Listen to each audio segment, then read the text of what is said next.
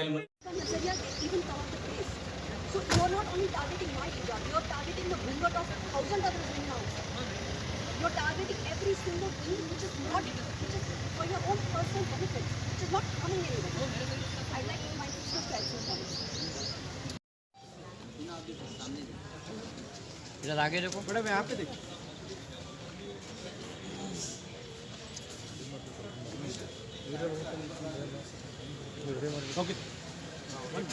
Order pass किया है, interim order यानी दरमियानी ऑर्डर। उसमें क्या है, ये जो ऑर्डर है दरमियानी ऑर्डर, ये जहाँ पे ये तनाज़ा खड़ा हुआ है, जिस इंस्टीट्यूशन में हुआ है वहीं पे एप्लीकेबल होगा।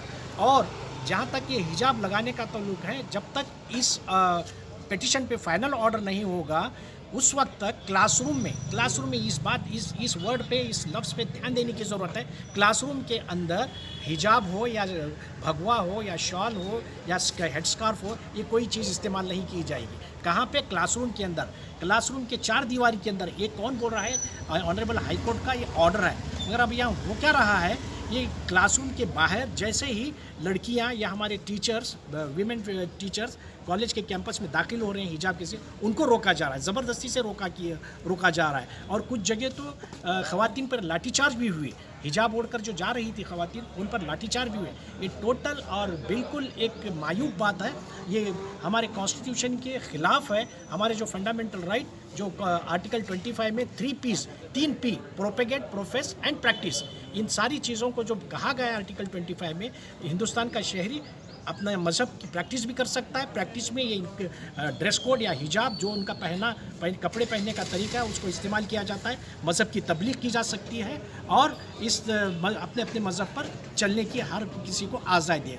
इसके बरखिलाफ़ आज किया ये जा रहा है कि एजुकेशन इंस्टीट्यूशन में, जहाँ पे हिंदुस्तान का मुस्तकबिल बनता है, क्लासरूम में हिंदुस्तान का मुस्तकबिल बनता है, वहाँ पे ये तफरीका डालने की कोशिश की जा रही है। हिंदू मुसलमानों को डिवाइड करने की, तकसीम करने की कोशिश की जा रही है, जो हमारे मुल्क की फलाह व बहबूदी के लिए, इसके मुस्तकबिल के लिए बहुत ख़तरनाक साबित होगी। क्योंकि हिजाब एक खातून का गहना है, खातून का जेवर है, वो उसको इस्तेमाल करना ज़रूरी है। और हिजाब ये कोई ऐसी बात नहीं है कि हिजाब अगर कोई लड़की इस्तेमाल करती है तो ये कानून के ख़िलाफ़ है या किसी को इससे तकलीफ़ हो रही है या कोई और प्रॉब्लम है, ऐसी कोई बात नहीं है। अब हाई कोर्ट के ऑर्डर के मुताबिक तो बिल्कुल हिजाब इस्तेमाल करने की पूरी आज़ादी दी गई है।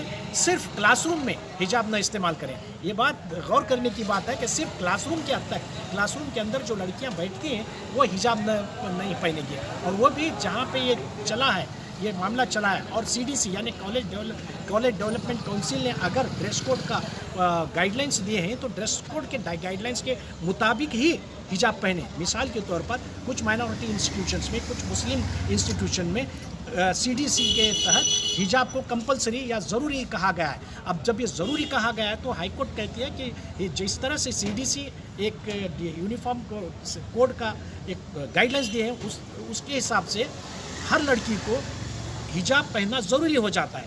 क्योंकि CDC ने कहा है कि अपना ड्रेस कोड इस्तेमाल करें, यूनिफॉर्म इस्तेमाल करें, और उसी यूनिफॉर्म में हिजाब भी एक उसका पार्ट है, उसका एक हिस्सा है।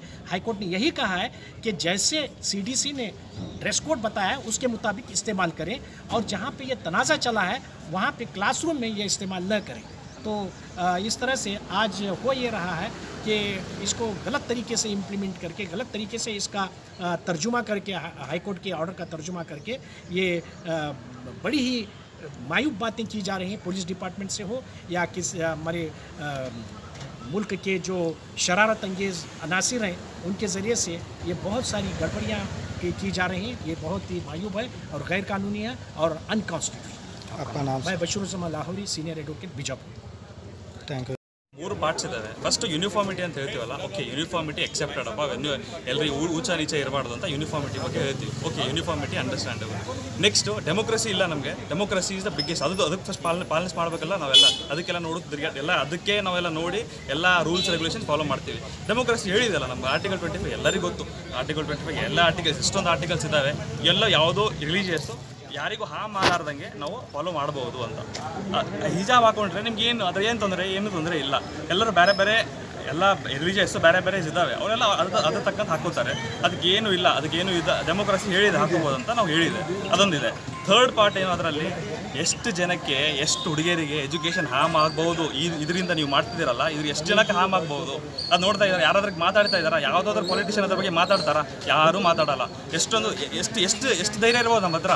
ಏನು ನಾಳೆ ಯಾರು ಹೊಡೆದ್ಬಿಟ್ರೆ ನಾವು ಕಾಲೇಜಿಗೆ ಹೋಗಲ್ಲ, ಇಂಥೆಲ್ಲ ಮಾಡಿದ್ರೆ ನಾಳೆ ಕಾಲೇಜಿಗೆ ಹೋಗಲ್ಲ. Least schedule caste, schedule tribe, ಅವ್ರಿಗಿಂತ least educated population is Muslim girls population. ಎಷ್ಟು ಜನ ಇದ್ರ ಬಗ್ಗೆ ಥಿಂಕ್ ಮಾಡಿದ್ದೀರಾ? ಯಾರೂ ಥಿಂಕ್ ಮಾಡಿಲ್ಲ. ಬರೇ ಅವ್ರವ್ರ ಓಟಿಗೋಸ್ಕರ ಅವ್ರಿಗೆ ಯಾವುದೇ ಇರಲಿ, ಅದು ಓಟ್ ಅಂತೆ ಅಲ್ಲ, ಅವ್ರಿಗೆ ಬ್ಲೇಮ್ ಮಾಡೋಕ್ಕಾಗಲ್ಲ. ಎಷ್ಟೊಂದು ಫ್ಯಾಕ್ಟರ್ಸ್ ಇದ್ದಾವೆ, ಅದೆಲ್ಲ ನೋಡ್ತಾ ಇದೀವ, ಅದೆಲ್ಲ ಯಾರೂ ಕೇಳೋದೇ ಇಲ್ಲ. ಬರೀ ನಮ್ಗೆ ಬೇಕಾಗಿದ್ದು ಅದು ಇದು ಅಂತ ಏನೋ ಯಾವುದೋಸ್ಕರ ಏನೋ ಮಾಡ್ತಿರ್ತಾರೆ.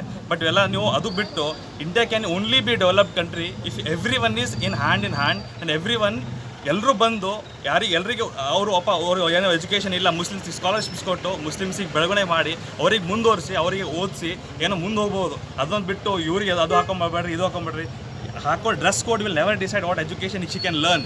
ಯಾವತ್ತೂ ಡಿಸೈಡ್ ಆಗಲ್ಲ. ಅದು ಹಾಕೊಂಡು ಬಂದಾಗೆ ಕಲಿಬಹುದು ಅಂತ ಏನೂ ಇಲ್ಲ. ಹಾಕೊಂಡು ಬಂದು ಯಾವುದೋ ಡ್ರೆಸ್ ಕೋಡ್ ಹಾಕೊಂಡ್ಬಂದ್ರು ಕಲಿಬಹುದು. ಎಜುಕೇಷನ್ ಮ್ಯಾಗೆ ಫೋಕಸ್ ಮಾಡ್ಬೇಕು ನಾವು. ಏನು ಹಾಕೊಂಡ್ಬಂದಿದ್ದಾರೆ ಅದ್ರ ಮ್ಯಾಗೆ ಫೋಕಸ್ ಮಾಡೋದು ಬೇಕಾಗಿಲ್ಲ. Thank you. ನನ್ನ ಹೆಸರು ಉಮರ್ ಫಾರೂಕ್ ಅಂತ. Thank you sir. ಥ್ಯಾಂಕ್ಸ್ ಅಲ್ಲ.